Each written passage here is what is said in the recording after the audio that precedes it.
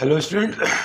आज का ये लेक्चर ट्रिपल सी का पार्ट 5, जिसमें मैंने पिछली क्लासेस में आपको इनपुट यूनिट्स और आउटपुट यूनिट्स के बारे में विस्तार में बताया था। अब मेरे कंप्यूटर सिस्टम का या जो कंप्यूटर सिस्टम देखते हैं उसका एक पार्ट रह गया। वो पार्ट है इनपुट और आउटपुट के बीच का पार्ट, जिसको हम बोलते हैं प्रोसेसिंग यूनिट, और सिंपल भाषा में उसको हम सीपीयू भी बोल देते हैं, सेंट्रल प्रोसेसिंग यूनिट। तो उसको मैं विस्तार से समझा रहा हूँ, उसके आगे उसके अंदर क्या क्या चीज़ें होती हैं, वो कैसे काम करता है। तो चलिए स्टार्ट करते हैं।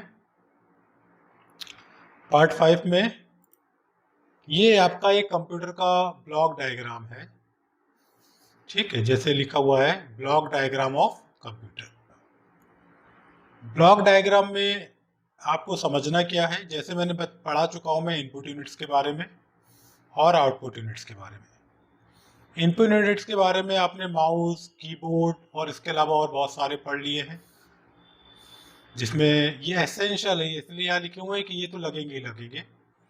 इसके अलावा scanner, optical mark reader, bar code reader, इस तरह बहुत सारे ऐसे इनपुट डिवाइस होते हैं जो एक स्पेशल पर्पस के लिए डेटा कंप्यूटर में फिट करने के लिए हम देते हैं। और आउटपुट यूनिट में हमको रिजल्ट मिलता है, जिसमें दो कॉमन है, मॉनिटर और प्रिंटर। इसके अलावा और भी हम पढ़ चुके हैं, जिसमें हमने स्पीकर पढ़ा है, ठीक है, माउस सिंथेसाइजर पढ़ा है, और बहुत सारे ऐसे आउटपुट डिवाइसेस पढ़े हैं प्रिंटर और मॉनिटर के अलावा, जो हम जरूरत पड़ने पे कंप्यूटर में लगाते हैं। प्लॉटर है, ठीक है। अब ये इनपुट करके जो आउटपुट मिल रहा है, तो ये बीच में हमारा एक पार्ट है called the CPU, central processing unit. Central processing unit कैसे काम करता है, ये इसको हम इसके अंदरूनी भाग जो सीपीयू का वो यहाँ डिस्क्राइब किया गया है कि सीपीयू एक मेन यूनिट है आपका कंप्यूटर का, जो ब्रेन ऑफ द कंप्यूटर भी कहलाता है।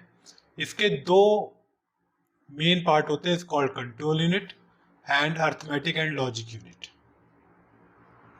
ये सीपीयू के पार्ट है, ठीक है। और उसी के अंदर सीपीयू से थोड़ा सा अलग होते हैं, जिसमें डेटा स्टोर होता है, जैसे कॉल्ड द मेमोरी यानी मेन मेमोरी, और एक डेटा को बाद में परमानेंट स्टोर करने के लिए सेकेंडरी स्टोरेज या ऑक्सिलरी मेमोरी, ये और भी लगे होते हैं।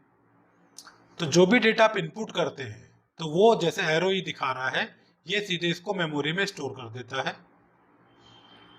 मेमोरी में स्टोर होते ही ये सीपीयू इंस्ट्रक्ट करता है अपने दो मेन यूनिट यानी कंट्रोल यूनिट को और अर्थमेटिक एंड लॉजिक यूनिट को कि भाई देखिए डेटा के साथ क्या करना है जो मेमोरी में पड़ा है।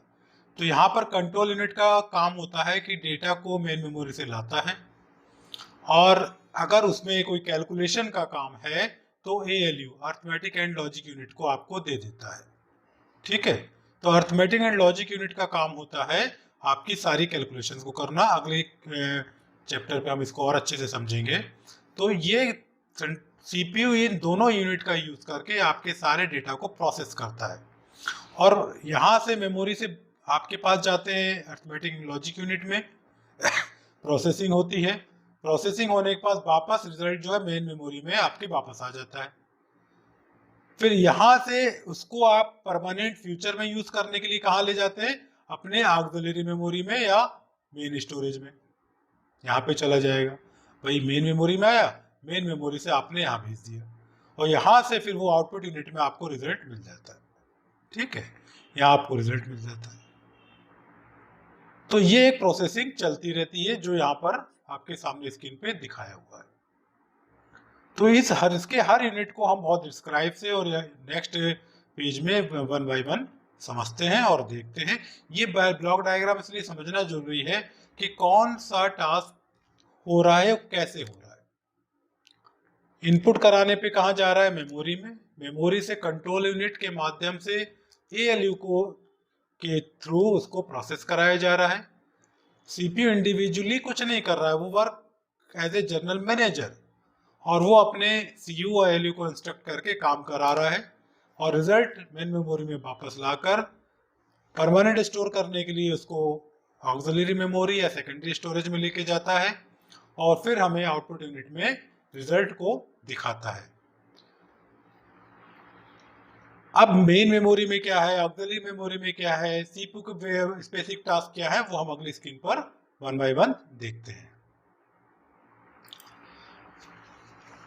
अब सीपीयू के बारे में मैंने अभी आपको डिस्कस किया, CPU work as a general manager. वो आपके जैसे आप ये देखते हैं कि इस तरह से एक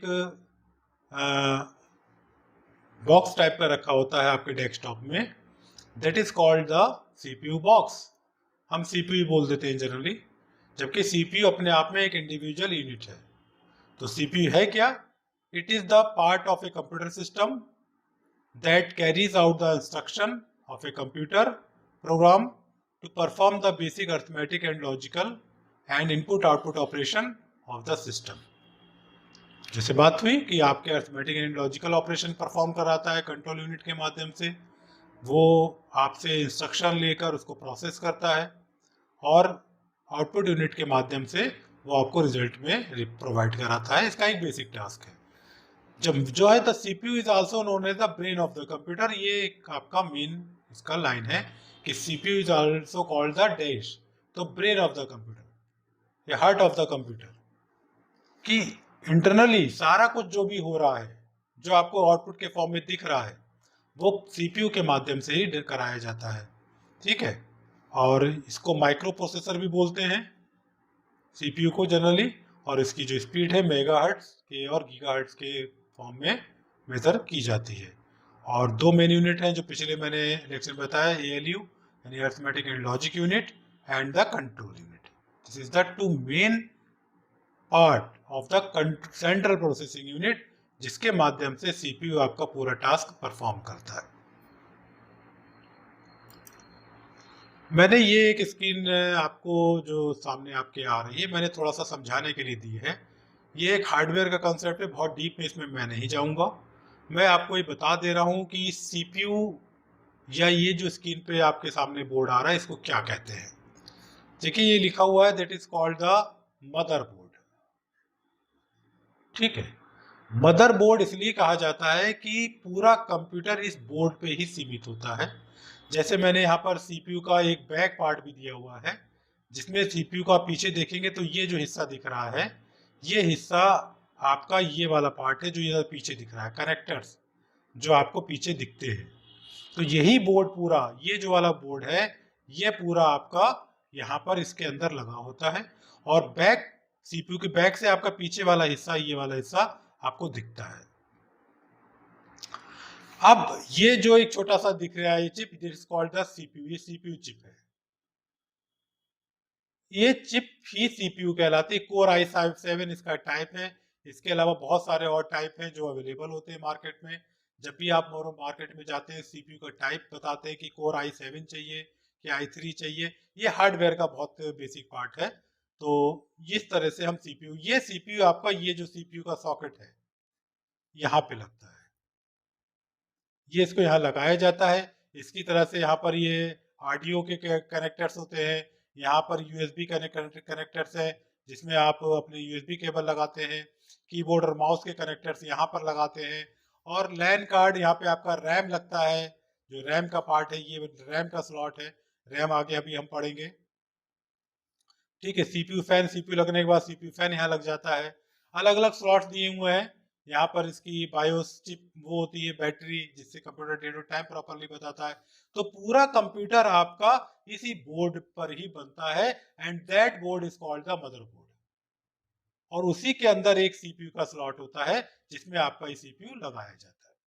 ठीक है, तो ये मैंने थोड़ा सा आपको समझाने के लिए दिया है, इससे बहुत ज्यादा एग्जाम में नहीं पूछा जाता, बस आपको थोड़ा समझ में आए, अगर आपको बेसिक नॉलेज कंप्यूटर के अंदर की नहीं है तो वो मैंने बताया है।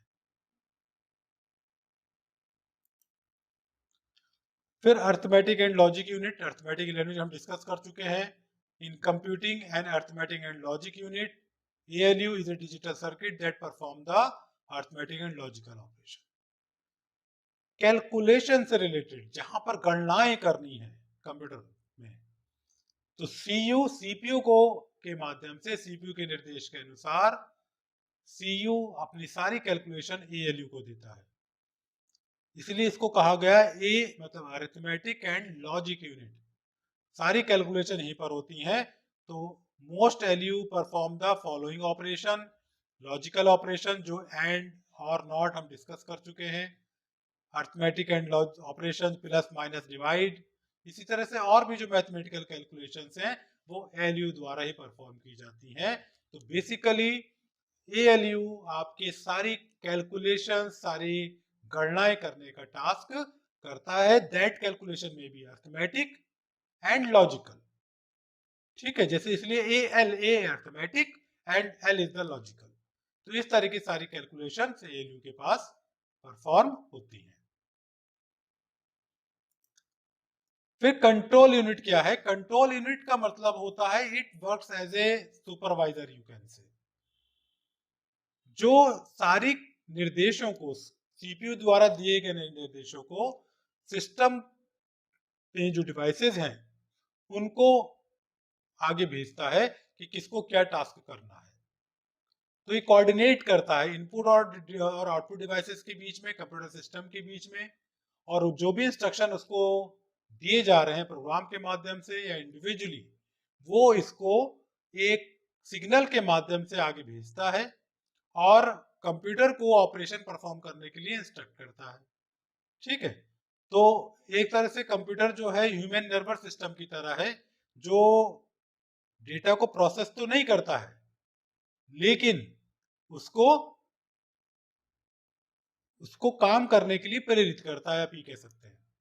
ठीक है, तो इसका मेन टास्क सुपरवाइज करना है, इंस्ट्रक्शंस को प्रॉपर किस यूनिट से डन कराना है, वो इसका काम होता है। ठीक है, जैसे लिखा है the control unit is the circuit that control the flow of data through the processor and coordinate the activities of the other unit within it। वही मतलब कि कोऑर्डिनेशन बनाता है कि इनपुट से आया तो वो मेमोरी में जाएगा, मेमोरी से इसको एलयू को देना है, एलयू से वापस हमको मेमोरी में लाना है। तो इस तरह के सारे टास्क करने का काम कंट्रोल यूनिट का होता है। अब मैंने बताया कि एएलयू मैंने पढ़ लिया, एएलयू का टास्क समझ लिया, कंट्रोल यूनिट का, ये दोनों मिलकर सीपीयू बन गया, तो सीपीयू का टास्क हो गया। अब इनपुट से जो भी कुछ आया वो एक डेटा के फॉर्म में आया, एक रॉ डेटा के फॉर्म में आया। ठीक है, रॉ डेटा है वो, अब एकदम से प्रोसेस के लिए तो जाएगा नहीं, प्रोसेस हो सकता है आगे एंगेज हो। भाई आप तो इनपुट करते चले जाते हो, प्रोसेसर तो काम कर रहा होता है, प्रोसेसर एकदम से आपके डेटा को नहीं ले लेता। इसी तरह से उसका उदाहरण ले सकते हैं, घर में जब आप कोई प्रोडक्शन करते हैं तो कोई भी डेटा, रॉ मटेरियल, सीधे आप प्रोडक्शन उसको आप कहीं स्टोर करते हैं, फिर उसको आगे जितना जरूरत होता है यूज करते हैं। तो इसी तरह कंप्यूटर में भी डेटा जहां रखा जाएगा जिसको स्टोरेज बोलते हैं, कंप्यूटर में कंप्यूटर मेमोरी बोल रहे हैं, you can also call the computer storage. आजकल मोबाइल में आप स्टोरेज का बड़ा इश्यू होता है, 16 GB, ठीक है भाई, 128 GB, सेम कंप्यूटर में भी है। तो ये GB represent the storage unit, gigabyte, terabyte, ये आगे पढ़ेंगे। तो आपके मेमोरी आपके लैपटॉप पे, आपके डेस्कटॉप पे या आपके मोबाइल पे जितनी ज्यादा मेमोरी होगी, डेटा को स्टोरेज प्रॉपरली हम उसी हिसाब से कर पाएंगे। वही चीज यहाँ पे बताई गई है कि मोस्ट इंपॉर्टेंट एलिमेंट है आपके कंप्यूटर सिस्टम का। दो तरह से स्टोर होता है, एक तो इंटरनल और एक्सटर्नल। इंटरनल एक्सटर्नल को भी हम आगे समझेंगे। ठीक है, टेम्परेरी बेसिस पे स्टोर होता है वो क्या होता है, अगर परमानेंट बेसिस पे करना है तो वो क्या होता है। तो दो कैटेगराइज की गई है, तो main is called the primary memory और द सेकेंडरी मेमोरी। इसको हम समझेंगे अगले उस पे पेज पर, देखते हैं। प्राइमरी मेमोरी को हम मेन मेमोरी भी कहते हैं, this is also called the main memory, और it is the internal memory used by the computer to hold data and instruction. The primary memory has limited storage capacity. Primary memory holds the data and program needed at the instant by the CPU, and primary memory is volatile in nature। अब इस थोड़ा चीजों को समझिए।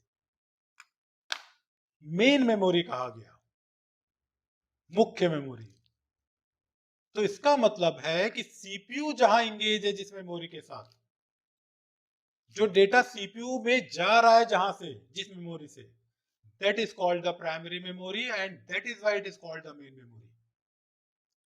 CPU को secondary या आपकी external storage से मतलब नहीं, वो इस मेमोरी को जानता है, that is called the main storage. यहीं से वो डेटा लेता है, प्रोसेस करता है, डेटा वापस करता है और स्टोर आउटपुट में दिखाता है।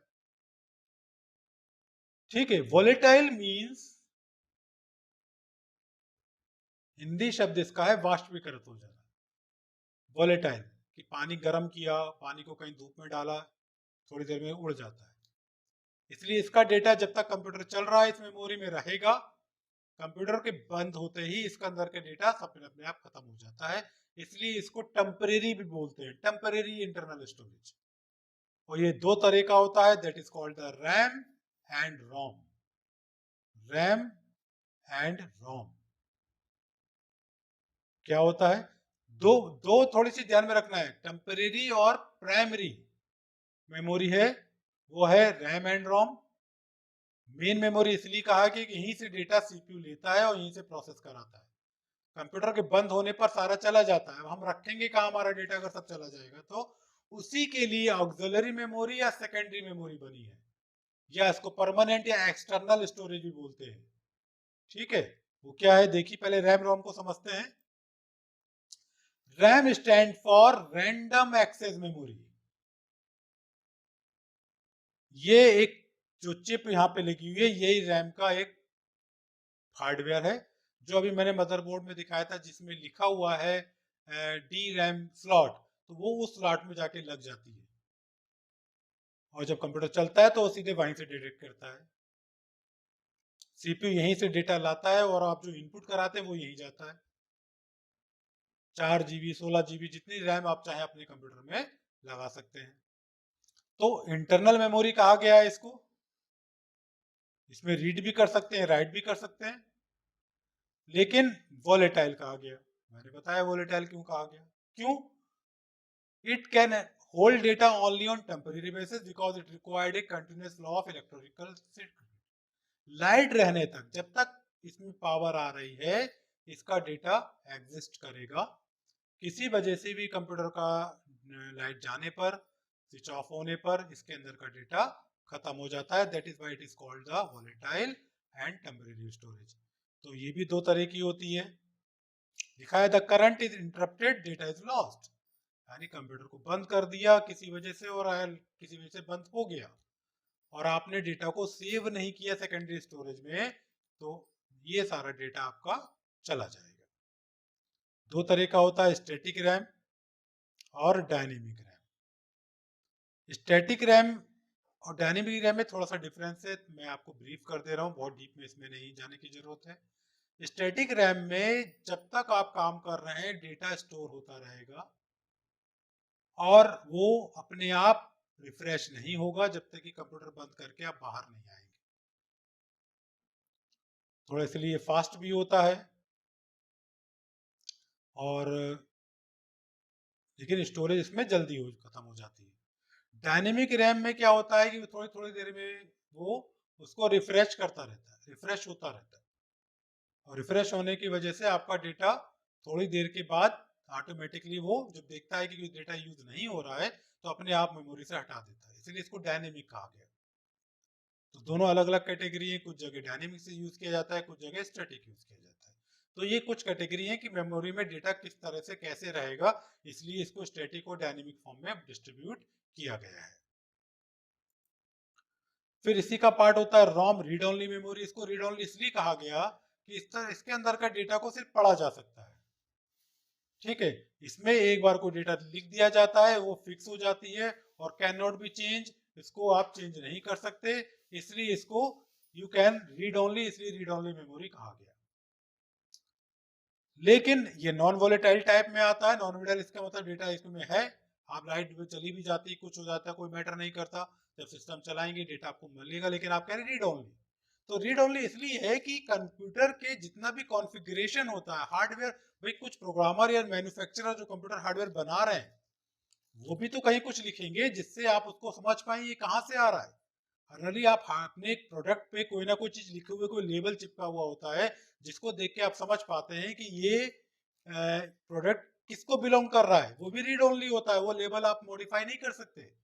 इसी तरह कंप्यूटर हार्डवेयर और मैन्युफैक्चरर जहां अपनी इंफॉर्मेशन लिखते हैं वो रोम चिप या रीड ओनली मेमोरी चिप कहलाती है, जो इस तरह से दिखती है, कंप्यूटर में लगी होती है। उसको कैटेगराइज कर दिया गया इन्होंने रैम को भी 3 तरह से, PROM programmable read only memory, EPRM erasable programmable read only memory, और EEOR पे electrically erasable programmable read only memory. इससे क्या होगा, इससे इन्होंने क्या करा कि कुछ चिप में प्रोग्राम लगा कर दिए गए कि जब उसको वो कंप्यूटर चलाएगा तो कुछ प्रोग्राम्ड ऑप्शन यूजर द्वारा प्रयोग किए जा सकेंगे। प्रोग्राम का मतलब स्क्रीन पे ऑप्शन आ जाएंगे, आप सेलेक्ट करके अपने सेलेक्ट करके उसको आगे टास्क कर सकते हैं। जैसे रिमोट में आप देखते हैं, टीवी में आप बटन दबाते हैं तो कुछ मेन्यूज आ जाते हैं, उस मेन्यूज को सिलेक्शन करके आप अपना यूज कर सकते हैं, लेकिन उस मेन्यूज में बदलाव नहीं कर सकते। तो वो प्रोग्रामेबल चिप हो गई, इसलिए इसको कहा प्रोग्राम्ड, PRO। इरेजेबल में ये कहा गया कि उन्होंने ये व्यवस्था दे दी मैन्युफैक्चरर को कि उसकी इंफॉर्मेशन को मैन्युफैक्चरर द्वारा रीराइट किया जा सके, इरेज किया जा सके। तो अल्ट्रावायलेट कंसेप्ट के माध्यम से वो उसको मॉडिफाई भी कर सकते हैं, लेकिन यूजर द्वारा नहीं, वो मैन्युफैक्चरिंग कंपनी द्वारा स्पेशल टेक्निक का यूज करके ही ऐसा हो सकता है। लेकिन वो चिप आपकी EPRM कहलाती है कि कभी हार्डवेयर में कुछ बदलाव हुआ, उनको उसमें कोई मॉडिफाई करना ही है कंटेंट पे, तो आप इसका यूज करेंगे। और उसी का एक मॉडिफाई वर्जन होता है electrically erasable read only memory, कि इलेक्ट्रिकली शॉक का यूज करके, इलेक्ट्रिकली शॉक का यूज करके स्ट्रक्चर को ब्रेक किया जाता है और उसके अंदर नई इंफॉर्मेशन को लिखा जाता है। तो इस तरह से कुछ कैटेगराइज की गई है रोम को भी। रीड ओनली है जो सिंपल पहले यूज होती थी, अब जो आपके कंप्यूटर से उसमें PROM EPRM लग के आ रही है कि जिसमें मैन्युफैक्चरर अपने हिसाब से कंटेंट्स को लिख सकता है। तो इसमें भी हम बहुत डीप में जाने की जरूरत नहीं है, बस डिफरेंस समझ लेना है रोम, EPRM, PROM और EPRM में। ठीक है। अब एक ये थोड़ा सा कैश मेमोरी, कैश मेमोरी भी बोलते हैं, कि मैंने बताया कि CPU रैम से डेटा लेके प्रोसेस करता है और हमें रिजल्ट प्रोवाइड करता है। तो उसमें मैन्युफैक्चररों ने एक समस्या देखी कि रैम से डेटा लाने पर बार बार तो कंप्यूटर की स्पीड में थोड़ा सा इफेक्ट आ रहा है, कंप्यूटर बहुत तेजी से काम नहीं कर रहा। तो इन्होंने क्या करा कि कुछ फ्रीक्वेंटली, जो फ्रीक्वेंटली डेटा यूज हो रहा है, बार बार यूज हो रहा है, तो उसके लिए उन्होंने एक स्पेशल मेमोरी इंप्लीमेंट कर दी कंप्यूटर में, जिसको कैशे मेमोरी कहा गया। ये आपके रैम के, ये आपकी रैम रैम है, ये आपका रैम है। रैम से डेटा आपके CPU में गया प्रोसेस होने के लिए, फिर CPU को वो डेटा फिर मिला तो ये फिर से यहाँ पर आया और यहाँ से फिर उसने वापस ले लिया, ये चलता रहा, क्रम चलता है। लेकिन यहाँ से यहाँ लाने में उसको कुछ सेकंडों का फर्क पड़ रहा है, सेकंड यानी फ्रिक्शन ऑफ सेकंड, जो हम हमारे हिसाब से तो बहुत कम हुआ, लेकिन कंप्यूटर के हिसाब से ज्यादा हुआ। तो उसने एक CPU के नजदीक ही एक कैश मेमोरी इंप्लीमेंट कर दी, जिसका साइज तो छोटा होता है, लेकिन वो डेटा अब CPU में सीधे ना जाके कैश मेमोरी के माध्यम से जाएगा। तो CPU जो डेटा एक बार यहाँ से होता हुआ आया तो उसकी कॉपी यहाँ बन गई, तो वो सीधा डेटा CPU यहाँ ही से ले लेगा, यहाँ नहीं जाएगा। तो वो क्विक वे में डेटा एक्सेस कर पा रहा है और डेटा की आपकी CPU की प्रोसेसिंग फास्ट हो पा रही है। जो डेटा यहाँ नहीं होगा वो तो यहाँ से लेगा, लेकिन बाकी डेटा का प्रोसेस यहीं से करेगा, जिससे आपकी स्पीड बढ़ जाती है। इसलिए इसको कहा गया है फास्ट मेमोरी, कि it is a storage buffer. Storage buffer मतलब स्टोरेज का एक पार्ट है that store the data that is used more often, जो बार बार यूज हो रहा है, temporary, and make them available to CPU at fast rate. तेजी से CPU को देने के लिए ये मेमोरी अवेलेबल करा दी गई। और the data instruction that are required during the processing of data are brought from the secondary storage devices and stored in the RAM। जो RAM में है या सेकेंडरी से हम यहाँ ला रहे हैं, वो कैश में रहते हुए आपके CPU में प्रोसेस होगा। Cache memory is very high speed memory placed in between the RAM and CPU। Question आ सकता है, CPU कहां पर होता है? Between the RAM and CPU। तो ये क्या करता है? Increase the speed of processing, processing की स्पीड को बढ़ा देता है। ठीक है। वेरी एक्सपेंसिव है और साइज में भी छोटा होता है, क्योंकि स्मॉल डेटा की जरूरत पड़ती है और ये अपने आप ही रिफ्रेश होकर उसके अंदर डेटा अपने आप खत्म भी हो जाता है। ठीक है। तो ये कैश मेमोरी, इसके बारे में भी इसमें भी क्वेश्चन आपके आ सकते हैं, जो मैंने अंडरलाइन किया है। आपको प्रॉपरली रीड कर लेना है, क्वेश्चन को अपने माइंड सेट से मार्कअप कर लेना है। अभी एक्सरसाइज में क्वेश्चन आएंगे तो वो हम डिस्कस करेंगे ही। अब आ जाता है, जैसे मैंने बताया अभी पिछला जितना भी डिस्कस हुआ, टेम्परेरी स्टोरेज है। डेटा कंप्यूटर में जैसे बंद हो गया, लाइट चली गई, तो सब कुछ जितना भी पीछे में स्टोरेज के पार्ट था वो सब उसके अंदर का डेटा चला जाएगा। फिर क्या करें? तब हम आप देखते हैं कि आप डेटा को जनरली बोलते हैं सेव कर लीजिए। तो सेव करके कहाँ जा रहा है? रैम में तो जा नहीं सकता, तो सेव करके वो फाइल के फॉर्म में, फाइल का नाम देकर वो जा रहा है आपके सेकेंडरी स्टोरेज में।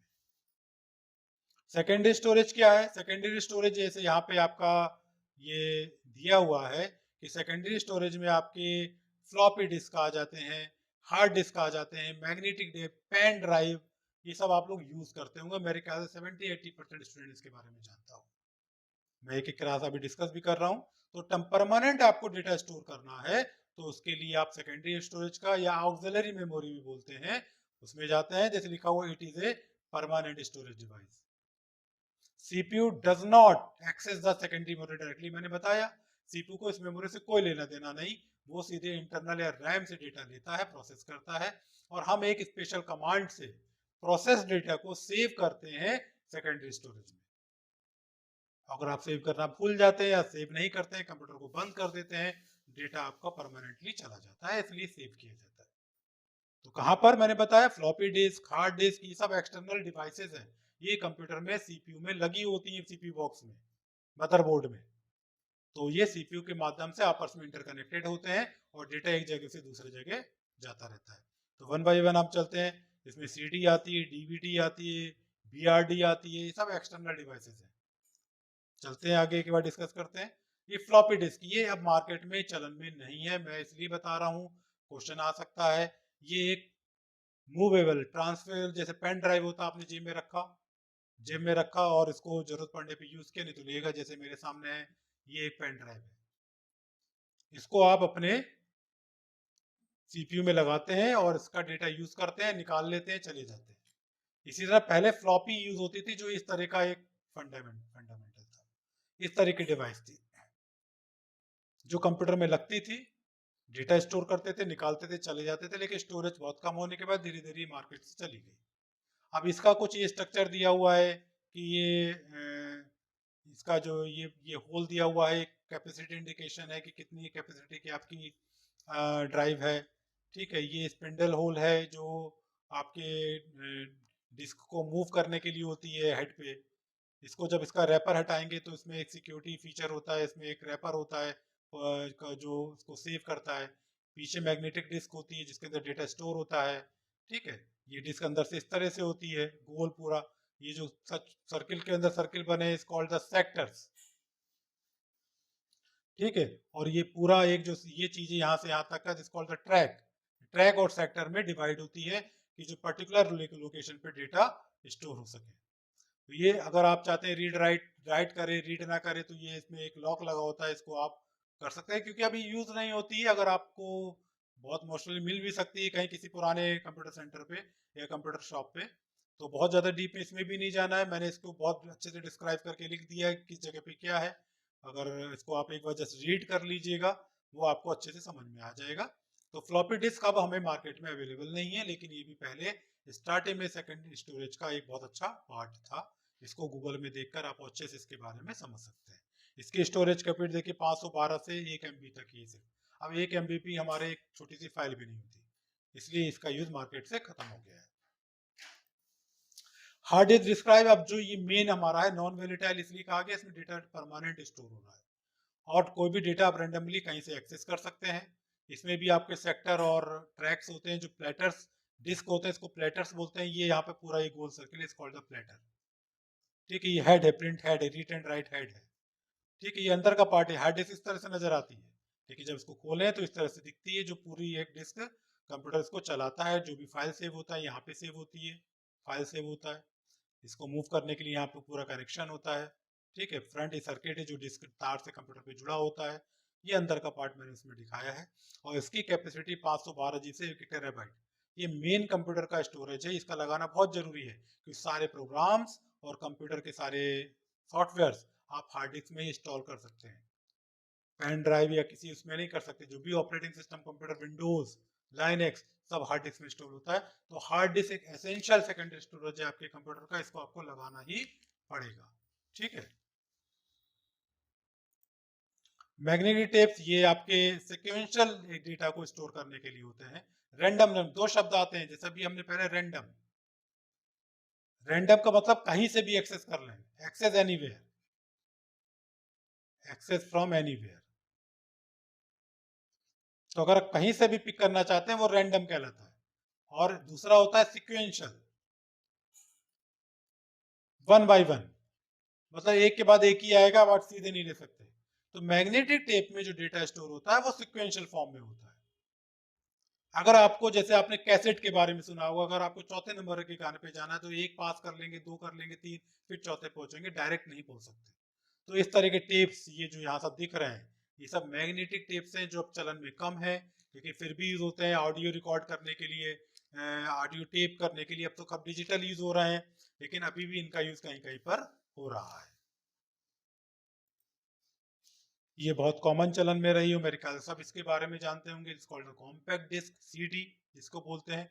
इसको ऑप्टिकल डिस्क भी कहा जाता है, क्योंकि इसके अंदर का जो इसमें डेटा एक्सेस करने का पार्ट होता है, लेजर, जहां ऑप्टिकल शब्द आया वहां समझ लीजिए लेजर का यूज हो रहा है, एक लाइट का यूज हो रहा है जिससे डेटा एक्सेस हो रहा है। जहां पे लेजर लाइट से डेटा पिक किया जाता है वो ऑप्टिकल डिवाइस कहलाती है। स्मॉल होती है, सस्ती होती है, पोर्टेबल है, आप सीडी ड्राइव से यूज करके इसको भी कहीं पर भी मूव कर सकते हैं, और इसमें भी डेटा आप रैंडम एक्सेस कर सकते हैं। ठीक है।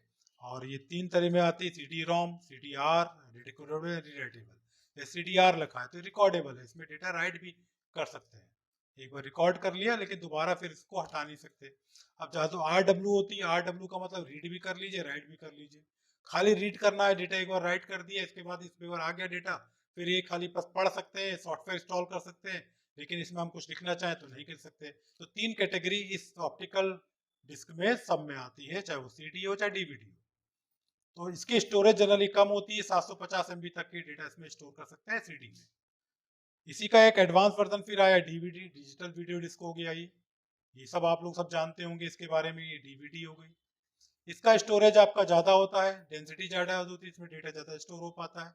इसमें 17 GB तक डेटा स्टोर आप कर सकते हैं। ये भी तीन पार्ट में आती है कि रीड करा जा सके, रिकॉर्ड किया जा सके, और रिकॉर्ड और राइट दोनों किया जा सके। तो थोड़ा सा ही मीडिया का फ़र्क होता है कि एक बार लिख दिया, हमें फिर नहीं ज़रूरत है तो आप खाली रीड ऑनली लीजिए।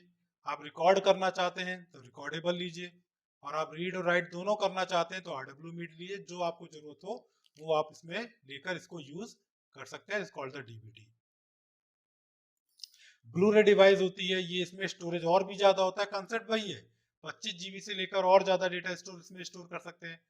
5 गुना ज्यादा डेटा आ जाता है डीवीडी और सीडी से। तो अब इसका यूज कम होने, पेन ड्राइव आने से सबका यूज थोड़ा कम हो गया है, लेकिन स्टोरेज वही रीड ऑनली भी है, रिकॉर्डेबल भी है, रीराइटेबल भी है।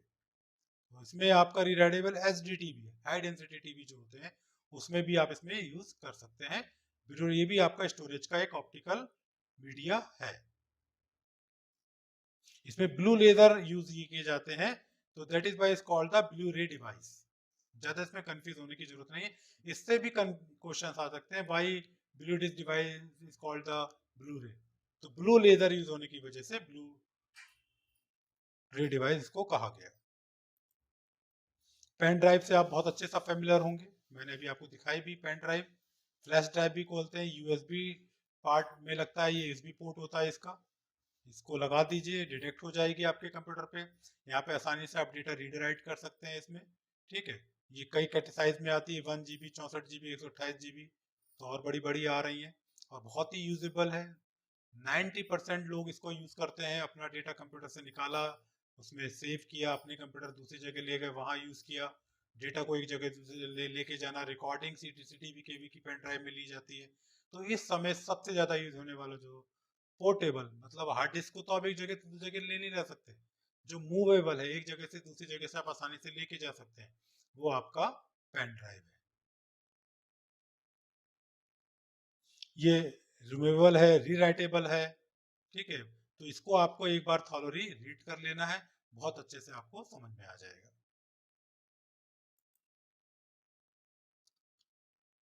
अभी तक हमने स्टोरेज के बारे में बात की, प्राइमरी स्टोरेज, सेकेंडरी स्टोरेज, जो हमने चीज समझ लिया। ये वाला जो टॉपिक है ये इंपॉर्टेंट टॉपिक है, इससे कई क्वेश्चन बन सकते हैं कि हम अपने स्टोरेज को मेजर कैसे करेंगे। जैसे आपने कोई सामान लेना है, आप कोई वेजिटेबल ही लेने जाते हैं तो कहते हैं केजी में दीजिए, किलोग्राम। आप कोई लेंथ मारते हैं, कोई कपड़ा लेने जाते हैं तो मीटर्स में लेते हैं, ठीक है। और कोई लिक्विड आप मेजर करते हैं तो लीटर्स में लेते हैं। तो ये मेजरमेंट्स के यूनिट्स हैं। तो स्टोरेज को कैसे यूनिट मेजर करेंगे? जैसे आप जनरली कहते हैं मेरे पास, मेरे रैम में 4 GB डेटा है, जीबी मतलब gigabyte, this is the unit. तो उसको समझते हैं।